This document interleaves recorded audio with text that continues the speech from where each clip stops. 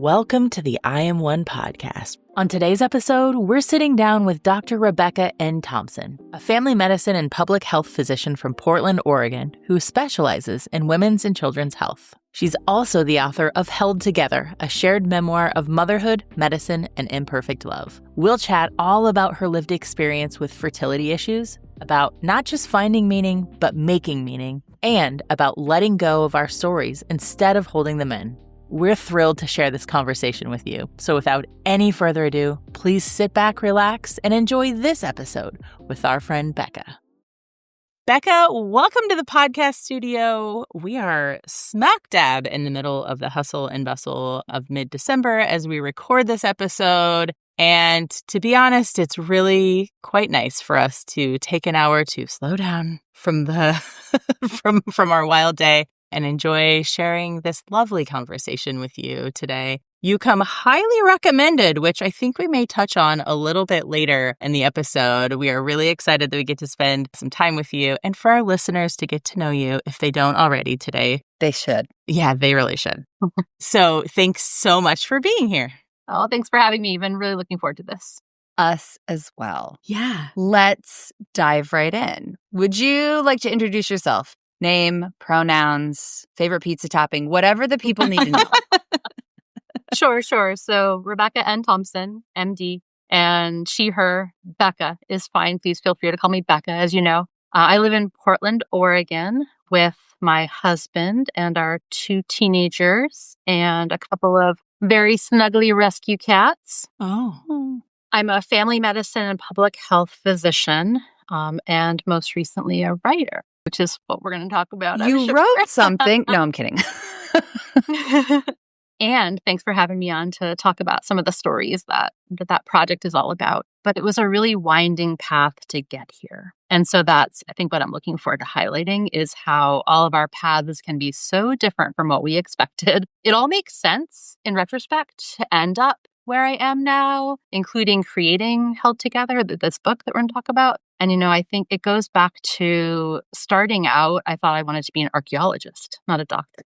About high school, I decided I would be an archaeologist when I visited some really amazing dig sites in travel and was like, oh, this is what I want to do. So I majored in anthropology in college, and I discovered pretty quickly that what I really liked was the life stories aspect, like the living people's stories, more like anthropology than archaeology. I'm also terrible at being out in the hot sun all day.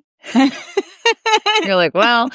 It's like, this is maybe not the best career path, but just like really getting into that origin of storytelling and appreciating the power of that, right? Yeah. What I thought was totally unrelated, the other thing I love is to be outdoors. And I was president of the outing club in college. I wanted to learn some first aid because I was leading all these trips, backcountry canoeing and hiking, winter camping, all this stuff. Yeah. And so I thought, this is really irresponsible. I'm doing this and I don't even have a first aid certification. So I gave up my spring break to do this. It's called a woofer, a wilderness first responder. I was out on the East Coast like you all. I was in New England. And I was like, I love this. I would fall asleep every night with the book on my chest, like, reading until late into the night. And I was completely surprised by that. Basically, that was the end of college. And, I better sort this out. I wasn't pre-med. So I ended up doing a post-bac night school program to do those pre-med requirements while working several jobs. Like I was a research assistant in a psychology lab. I TA'd some classes to pay my way through the program, like physics and organic chemistry and stuff. And I worked as an editorial assistant at New England Journal, which is New England Journal of Medicine, which was nearby where I was living. It's all coming together. Medicine, writing. That's right. But it was so messy at the time, piecing it all together. And I thought because of wilderness medicine, I thought I would go into something like altitude research. Interesting. Yeah. But what I realized is usually to do that kind of work, you specialize either in emergency medicine or intensive care, like ICU type care. Oh, right. Yeah. And those are incredible fields. I've loved a lot of what I've done in those through my rotations, but I'm not a big fan of procedural stuff. I prefer the stories. Oh. Again, it all makes sense. I mean, it doesn't, you're more interested in tell me about what was happening before this thing happened. Yeah, and when you had surgery, how did you feel afterward? What did it mean to you? Meanwhile, somebody needs emergency care and you're like, how did we get here though?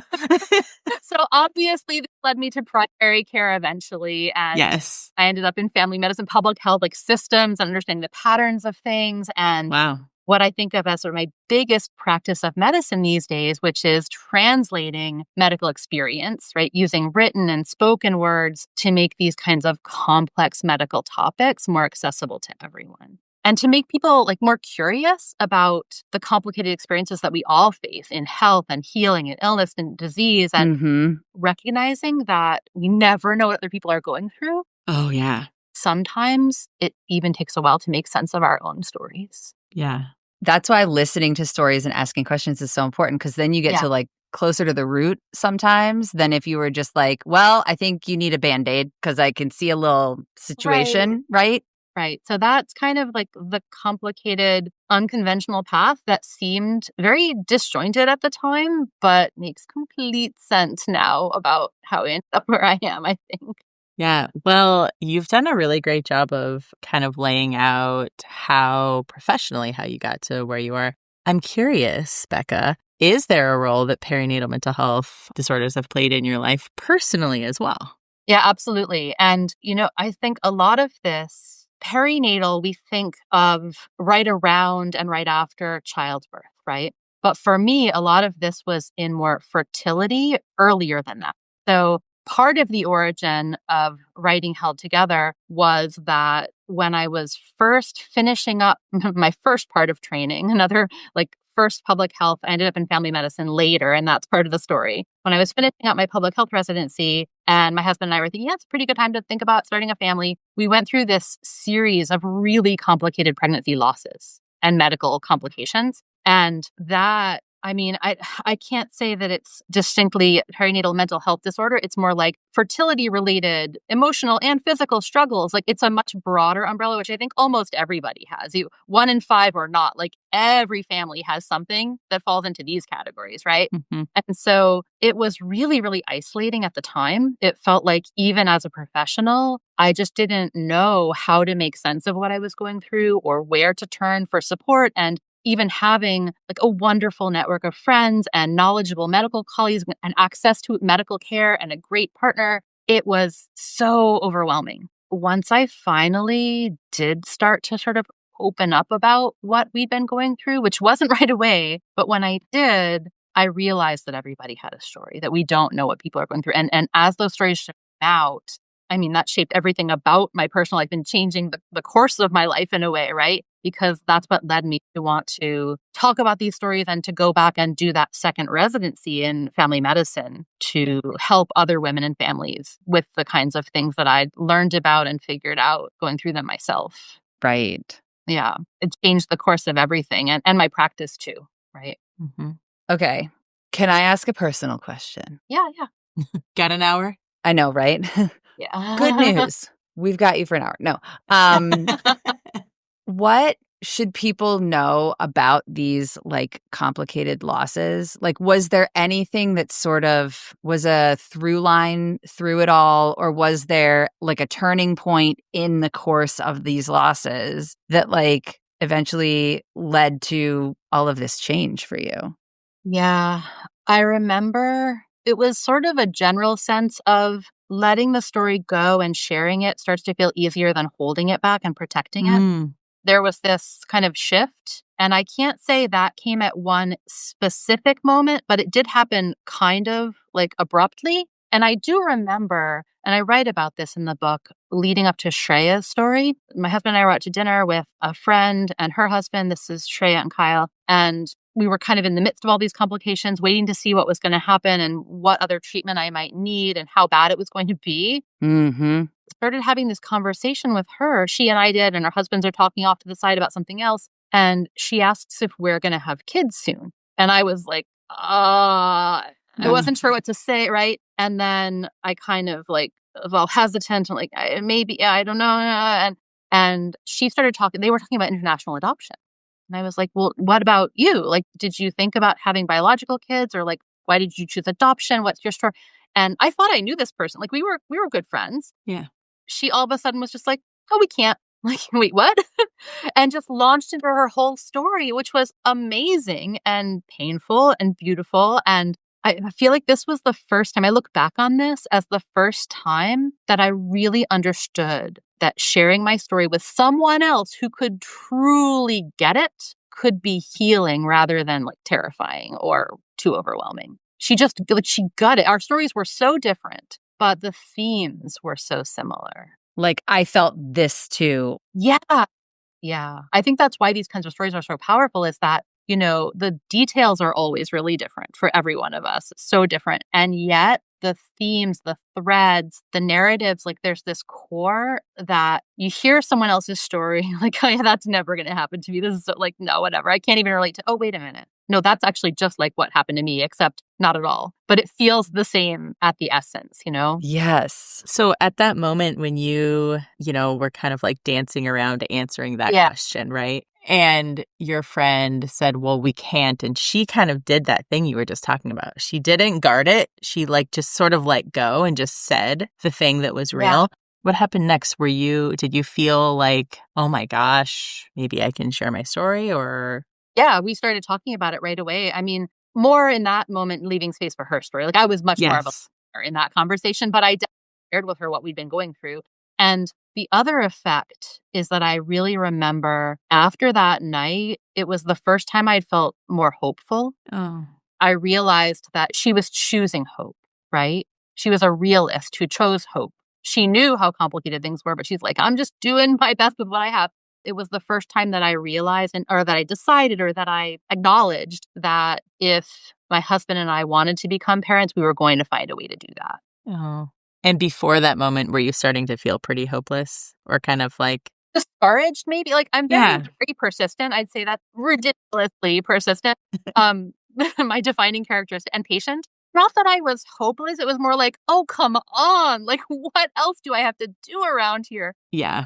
What do I have to do? And I was open to many definitions of family, for sure. As I mentioned, I was a resident and I ended up going back and doing that second residency, which made things more complicated. But it's really hard to manage. I mean, a pregnancy is one thing, even if it's simple while you're working a really busy job, especially a medical training type job. But to manage either fertility treatments or adoption, surrogacy, any of these things with the cost financially and the time cost as a resident or any busy working professional, it's nearly impossible.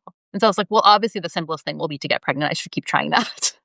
we should just try to do that. Yeah. Yeah. I mean, you're so right. Like whether you're doing some version of fertility treatment or you're choosing another road, it becomes a full-time job. Like the time, the appointments, it's like needing to be organized to manage it all. Also like the mental, and emotional capacity that it takes to, I remember like reading in the book, taking a test and it being positive. And then, you find out a day later, it's actually probably not positive anymore. Yeah. I'm going through that over and over. Yeah.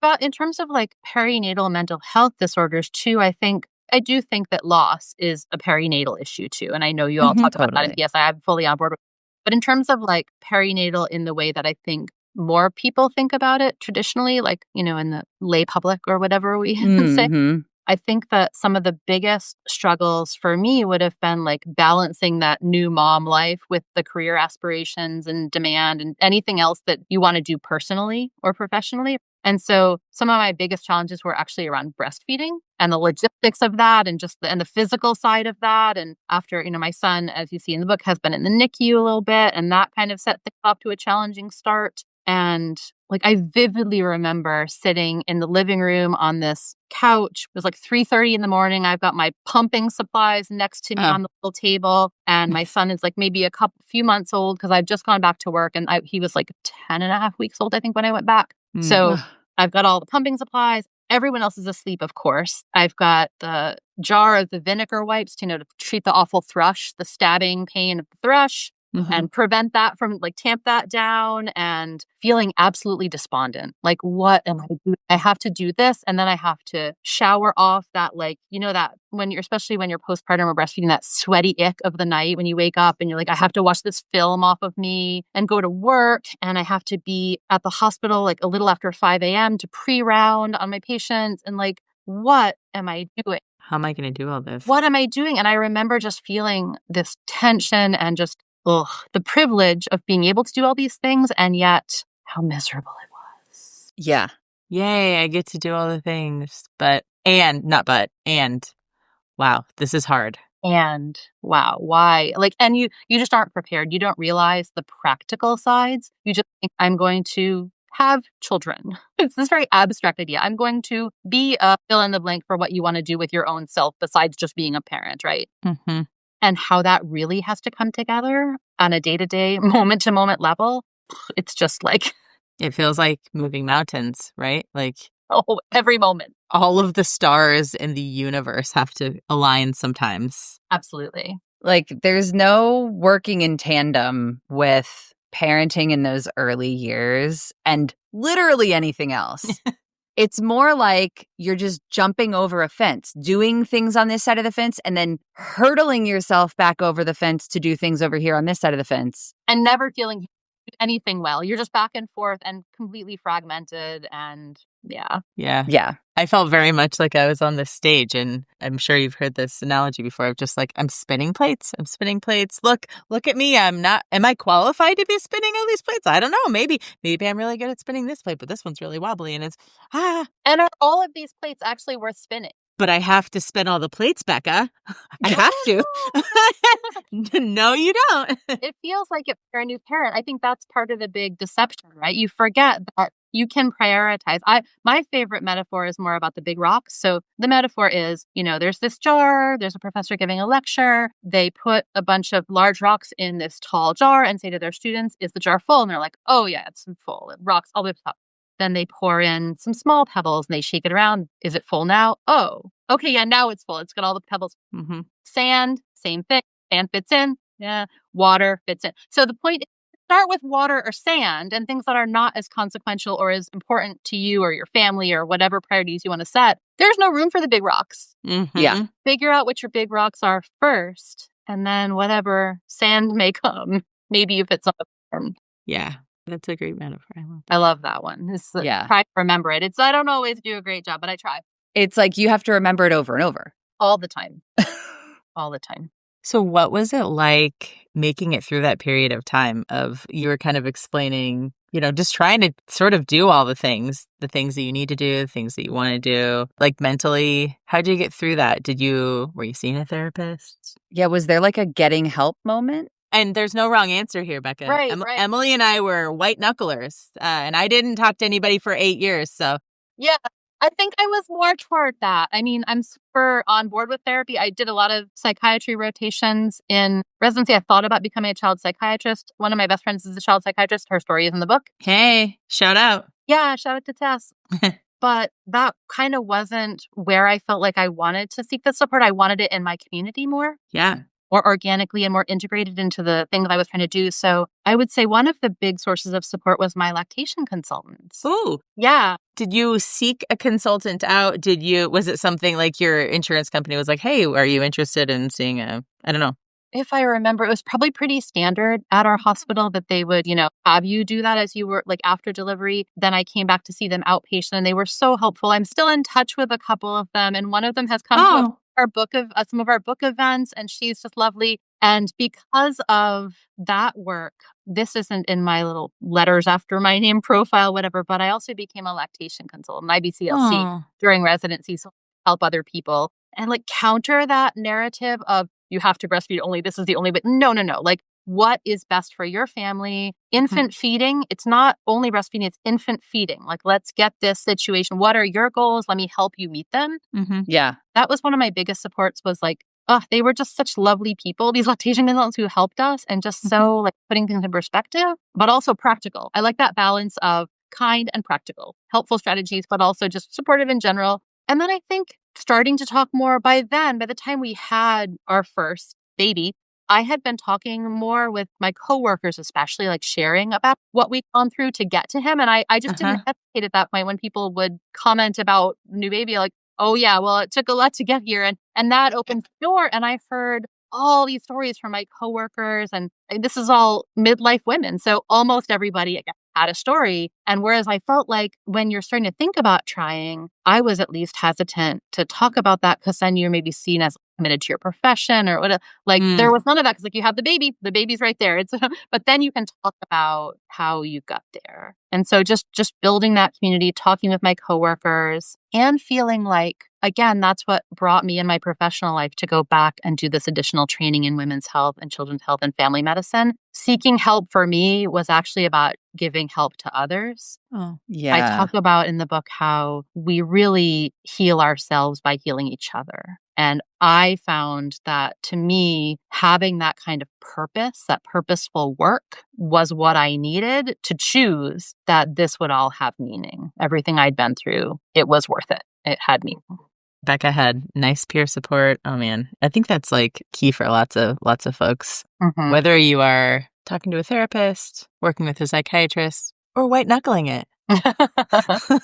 Yeah, I know that for all three of us, connecting with other people was so helpful.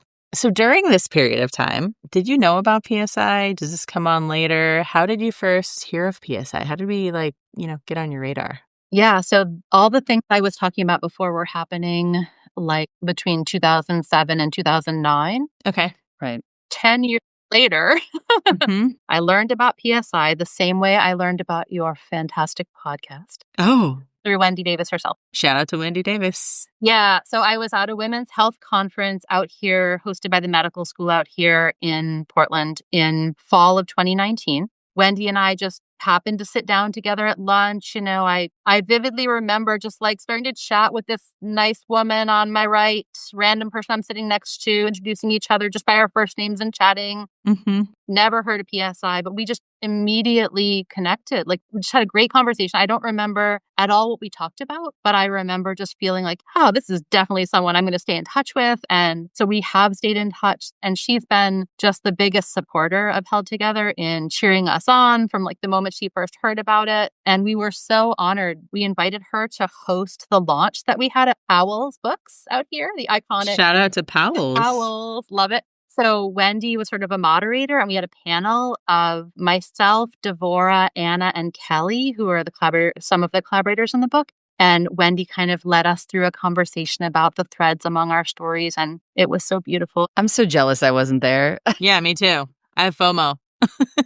And then we had a more recent reading at our little neighborhood bookstore, Annie Bloom's, here in Southwest Portland. Devora and I just talked about the intersections of our stories. That's my OB who cared for me through all the pregnancy complications that I talk about in the book. And then at the very end of the book, you get to read her story too. Yeah. Shout out to Leanne Swanson, executive administrator of PSI. Hey, Wendy and Leanne came, and they came up afterward, and we're chatting, and they're like, we have to get you on the podcast. And so like, what? There's a podcast? And so that's how I heard about you.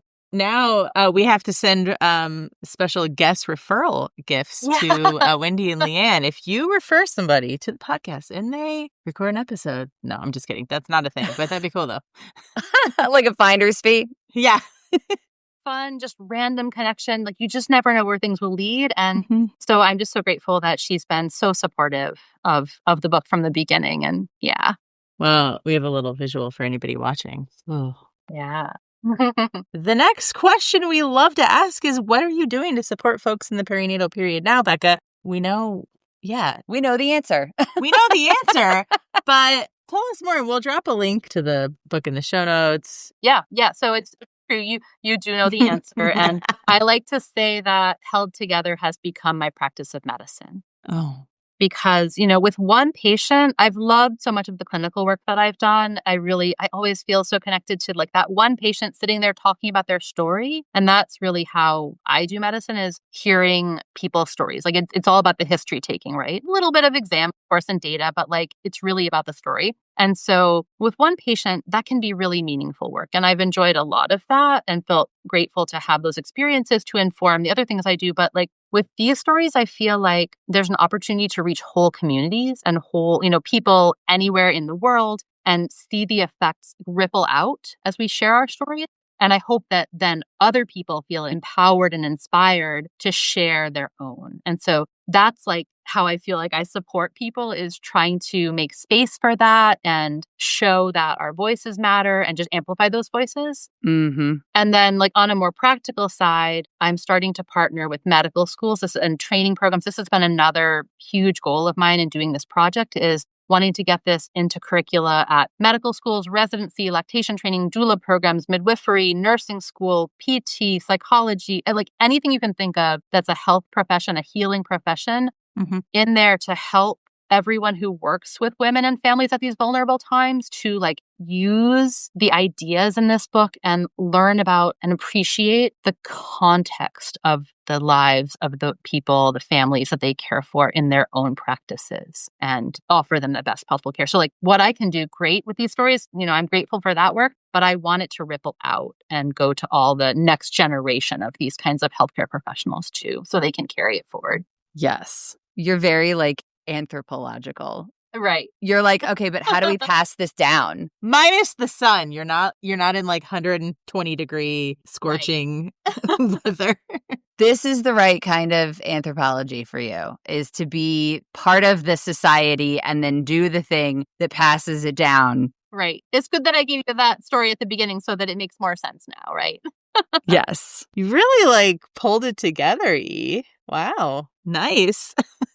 This is the theme of the book. Like, things make so much more sense once you have a little more distance from them and can step back and understand the context. And, I say that, I don't think it's a spoiler, but it's near the end of the book, in the last few paragraphs, about how I feel like stories are always harder to tell in the present tense. Oh, yeah. I would agree with that. So that's where this comes in. Is like when we can step back and see our experiences. We're different people by the time we're processing them and looking back on what they mean than we were when we were living them. I wonder why. I wonder if that's okay. I'm just thinking in real time here. If I'm sitting in my therapist on her couch, talking to her in her office, it's hard for me to talk about what's happening right now. But if I talk about what happened last week, oh yeah, that was a totally different person than today me, right? Yeah, I'm with you. It's easier to see the patterns, right? Exactly. Well, frankly, otherwise you're just walking around narrating. I'm walking. I am eating. Like, that's just weird. Don't do that, right? Like, get enough distance. Not recommended. No, I'm just having visuals of it. It's funny. Tragedy plus time equals comedy, right? Maybe we don't quite get to comedy, but at least we get to tragedy plus time equals something that we can see a little bit of the absurdity and the interesting parts of without being mired in the pain of it. Yes. We can see the threads more clearly. Yeah. I mean, in the moment, I didn't even know that there were threads. I didn't know what to call the things. I didn't know how I was even feeling. Anyway. I mean, to me, the key is like processing. If you aren't doing the work with a therapist, as a writer, and journaling, however your process of processing looks, if you are not invested in doing that, right, then you won't be able to gain enough perspective to share it without it still feeling present. Yeah, I think this is another idea that I've only realized in working on this. And even after finishing writing the book, but thinking about it more and more in different contexts, I think there's a really big difference between finding meaning and making meaning. We can go and say, oh, it feels like too many cliches if we just say we're finding meaning in our stories or in our experiences. But when we actively choose, looking back, to decide to interpret things a certain way and decide what they meant to us and decide what lessons they can give us, even if we didn't wish for those lessons, but what can we take from it intentionally? I think that's really different from the passive idea of finding meaning. And that's kind of what I feel like you're talking about, Emily. Absolutely. Absolutely. Because it's the difference between feeling resigned to whatever your parenting journey has looked like and being able to find a sense of purpose or a lesson or something that you can take willingly from the experience. And sometimes you have to make it yourself. It's just not there to be taken or found. You have to create it. Absolutely. Okay, well, what else do we need to know before we get into things about you that are more personal and less professional. I want to highlight just in all that, I hope that what we said just in the last part does show this, but these stories are difficult stories, but it's a super optimistic, uplifting book, right? I don't want people to think, I don't want to read that because it's just going to be too heavy. It's very, very optimistic, especially as you go through and see how everything fits together and comes together. Not that everything works out great for everybody or how they would have chosen things, but like, it's not a sad book. Yeah. I mean, those of us who hold space for stories like this, we know that the stories are hard and there's joy and there's silly and there's a lesson and not just like a slog. I would say they're not even a slog, really. They're not. You get to travel alongside this person. It's like you're experiencing this monumental thing with her and you're just walking beside her as her friend, you know? Mm-hmm. Yeah. There are like lots of little rabbit holes I'd love to jump down, but I'm keeping it real to... It reminds me of every podcast episode. I mean, every single one is different. We are laughing, giggling in every episode. And many of them, I'm totally like, you know, we're like wiping tears there. It is. It can all exist together. And yes, exactly. This idea held together. We can hold. Spoiler, that title has many layered meanings. I love the title. Yes. One of them is that we can hold as people, as women, as humans, as mothers, as parents. We can hold many complicated ideas. It's okay. They can be true simultaneously. Yeah. Both and all that. Yes, and. Mm-hmm.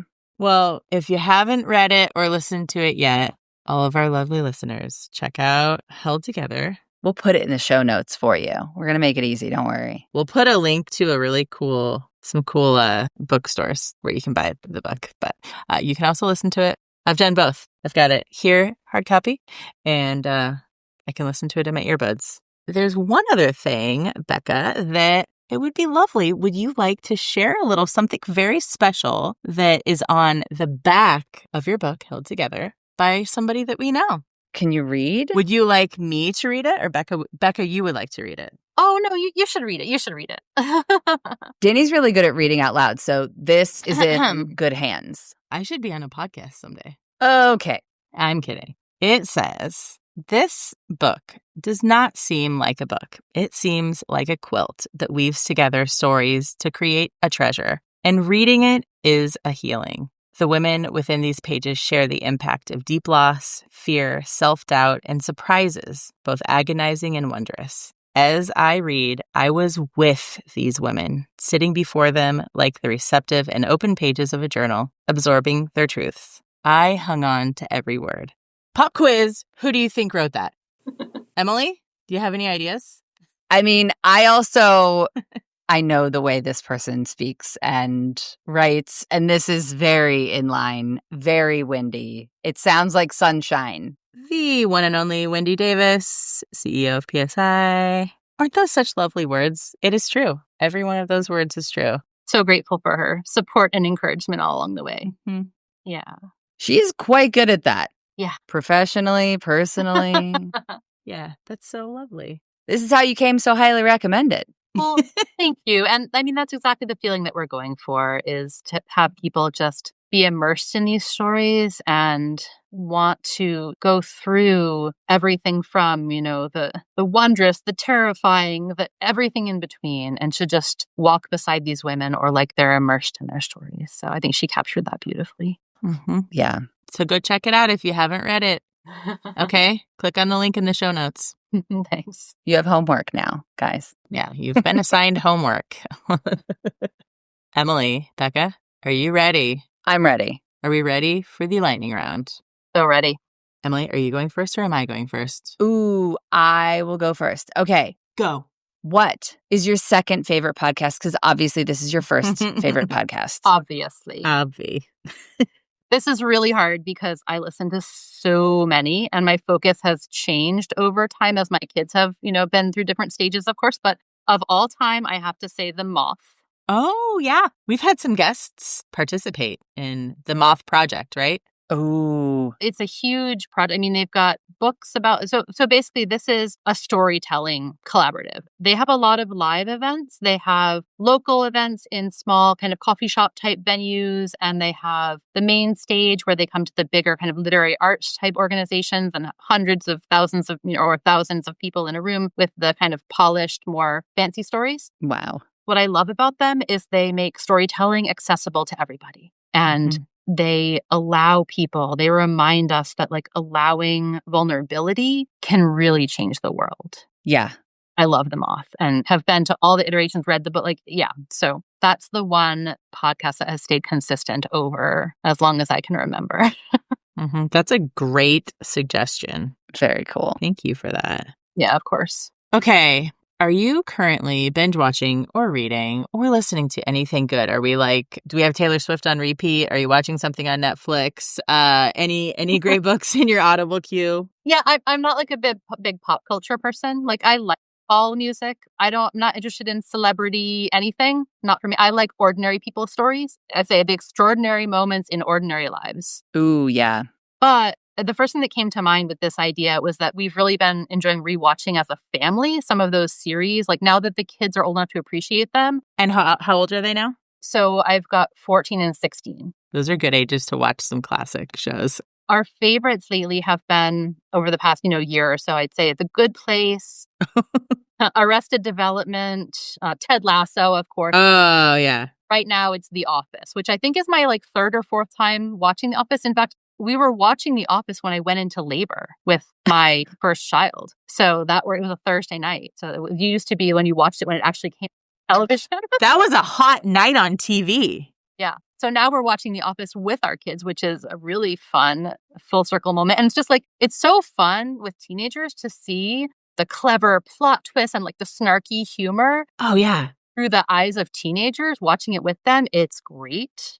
I love that. So then like on my own, I guess, I'm constantly listening to audiobooks or podcasts, especially memoirs about ordinary people, stories about ordinary people. Yeah. And I don't know, like music, background, exercise. I like really eclectic things, but lately I've been enjoying the musical Six. Oh, yeah.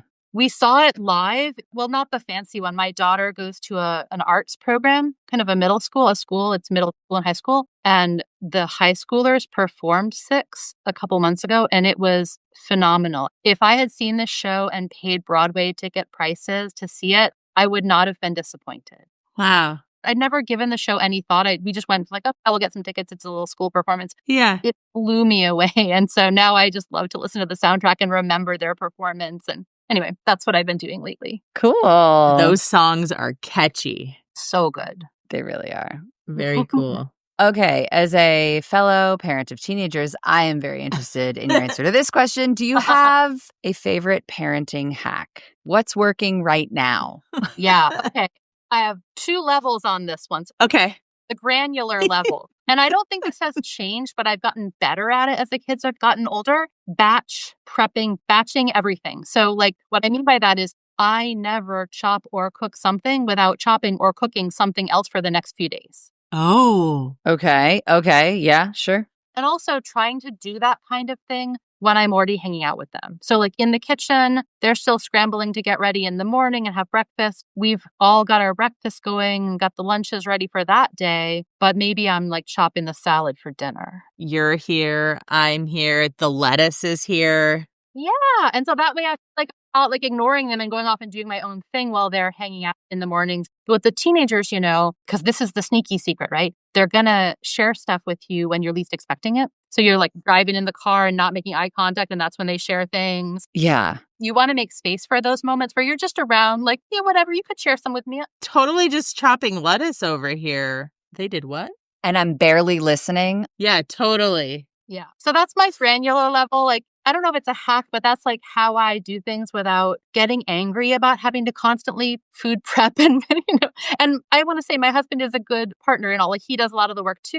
Yeah. But like for me to feel like life has meaning, not be constantly doing house type things, I try to like bundle and batch things. And even, separate from the kids, having on a podcast or an audiobook while doing any of these annoying tasks. That's another hack. Like I don't like doing family care tasks if I'm also enjoying what I'm hearing in my brain. Yes. But the bigger picture, I think, and this has gotten like clearer as the kids get older, is to try to remember all the time that we are not raising children, we are raising adults. And this is like a difficult thing. The features that make children so challenging, being spirited and persistent and all these kinds of things, like that is going to make them fantastic adults. So try to hold it more loosely. So that's my like philosophical parenting hack. How do we get them to put the dishes in the dishwasher? I'm kidding. But for real. I think that's like our life's journey. Yeah, we don't even do that. We're more about like, let's get them to put away the clean dishes. Oh.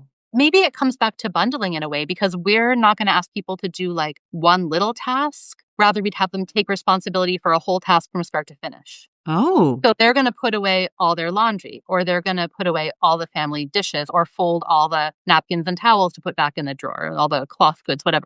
They're going to do the task. And in fairness, my husband does like 95% of the dishes, but we don't ask them. I do all the laundry, he does all the dishes. Like we kind of have some divisions of things that we just naturally gravitate to more, and we've leaned into that. But we're not going to ask them to like wash their thing and put it in the dishwasher. We're going to ask them to rinse it out, add a smoothie in it. So it's easy to wash when it comes to that. But my husband will wash all the dishes at once at the end of the evening. Or in the morning as they're ready for school. Again, something you can do. We're all doing something in the same room, but we're doing our own thing. So I think you're on to something, because it's the being interrupted multiple times a day. It like builds a little bit of frustration for them. Or for us, we're like carrying around the list of things, and we have to go follow up over and over and over and over and over again. You never finish anything. It's so frustrating. Where if we go right now, you're mine for 30 minutes and you're doing this whole thing. Yeah, the task switching is exhausting. I think it's part of decision fatigue.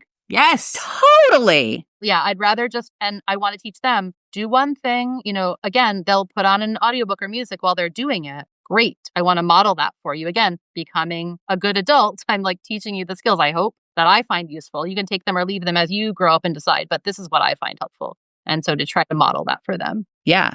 Well, since this is so fast, I'm going to ask a follow-up question. This is not fast.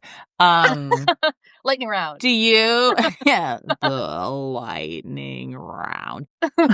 Do you switch tasks? Like, do you switch who's doing certain tasks so that the kids have practice? I'm just thinking, like, I've got some kids that are about ready to, like, you know, quote unquote, be adults in a couple of years. I'm practically an adult. Like, okay. Like you said, we're not raising kids, we're raising adults, right? Yeah. And part of what we're doing is also helping them like learn some life skills, right? Yeah. I guess to me, it's more important in that way that they know how to do everything, not that they always do it all. So like they both know how to do the laundry. Often I'll just kind of wash all our stuff at once because it's easy. Again, I'll start it in the morning before they're getting up. Like, but they know how. If they say, I don't have any socks. Right. We're like, well, why don't you go pick up the laundry? They know how to take their laundry basket to the laundry room, put it in the washing machine with some soap and start it. If you say, oh, and do that. Start a load. Or I need this for tomorrow. Well, looks like we better get going then. But for like the kind of core household stuff, like clean dishes, mostly, again, they're putting away the clean stuff more, or like clearing the dishes. They'll do all that. Yeah. It's some degree of take responsibility for your own stuff. And, okay, who wants to put away clean dishes and who wants to fold the napkins today? Like, it's some degree of trading off, but those aren't really skills. That was a really skilled way to put it, though. You're going to do something. Would you like this or this? And, you know, having two kids makes it a little bit easy in that way because it's an alternating thing. If we had 1 or 3 or 5, it would be different. Yeah. Yeah. I have 3. I know. That complicates things. Anyway. Okay. We digress. Wow. I took lots of notes. You're like, all right. Awesome. Okay. What is one way that you'll show yourself a little radical love today? Swimming. Oh, you're a swimmer. I love to swim. I think Emily too, right? Yep. I'm a land animal, but go on. I'm aquatic.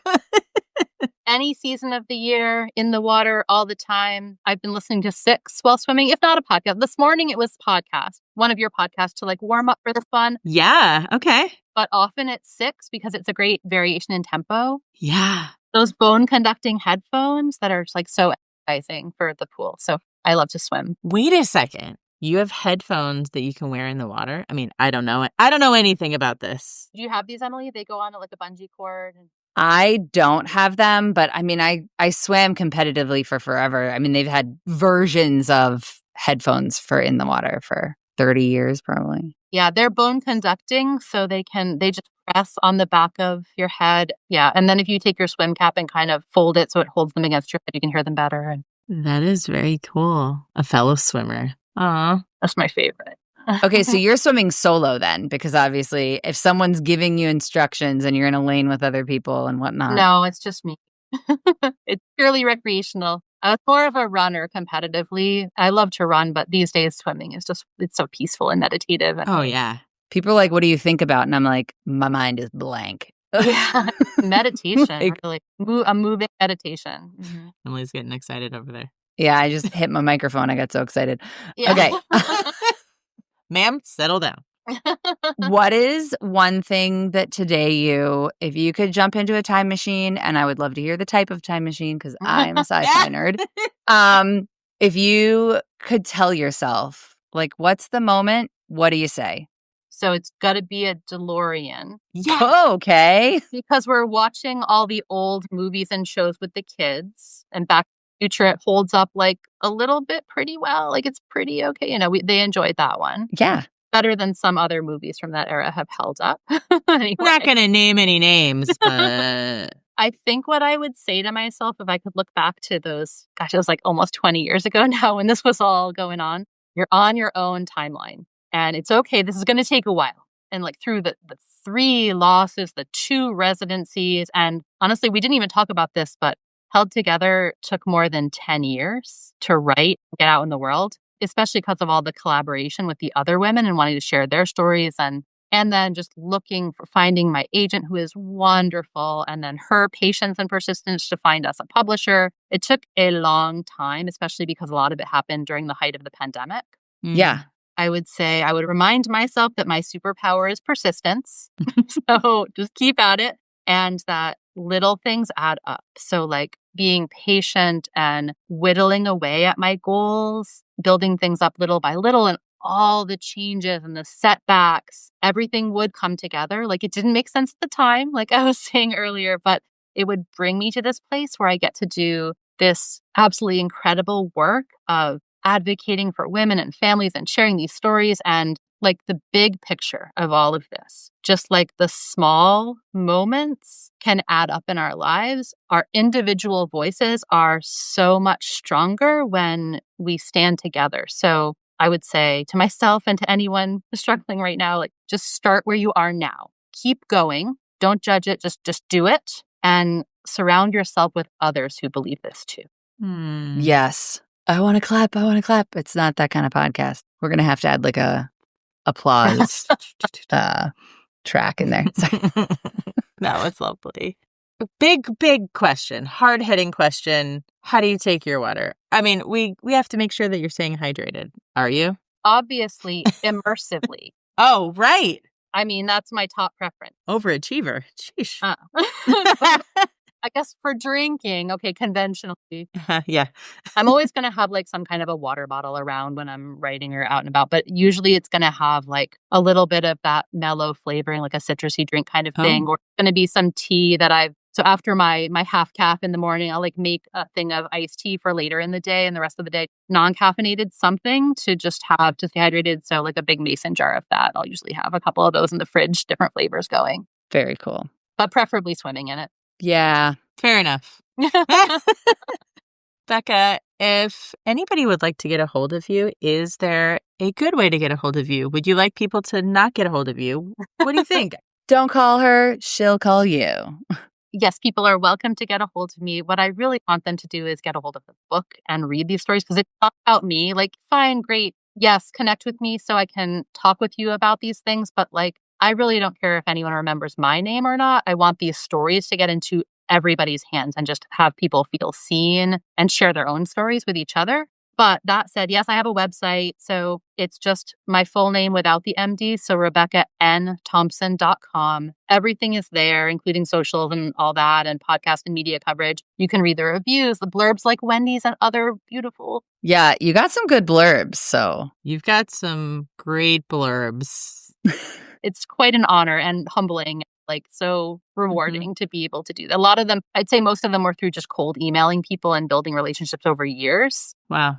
I think all of them I just sought out myself, not that like my publishing team found them. I just started emailing people way ahead of time and asking and persisting. Not all of them came through that I requested, but the ones that did are just like, oh, I couldn't be more grateful. Yeah. That's why it pays to do things on your own timeline. Right? Oh, because I started so early. You got to be on your own timeline. I started a couple of years before the book was coming out. I started trying to seek blurbs. You can also on the website, you can read the whole introduction for the book and find some excerpts. You can find the audiobook sample. Another thing I want to highlight, I mentioned about student teaching, medical students, residents, nursing programs, all of this, PSI trainees. You can find all of the discussion guides. We created these discussion guides for book clubs and teaching settings. There are a couple dozen different versions on themes, on topics you can focus on, looking at a few of the chapters or specific to medical trainees, all the different ways you might explore the book. There are, a couple dozen docs you can download there.